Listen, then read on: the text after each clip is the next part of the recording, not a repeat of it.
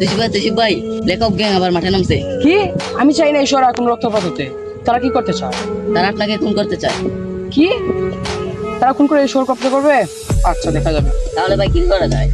তাহলে ভাই, ওরা যে প্ল্যানটা করছে না, ওই প্ল্যানটা ঠিকঠাক করার আগে ওদের প্ল্যান করতে হবে।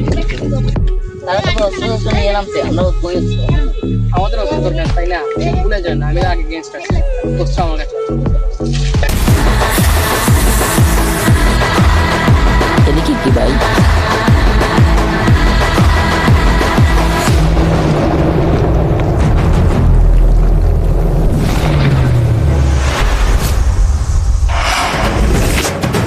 ভাই এরা তো অনেক, আমরা 3 জন।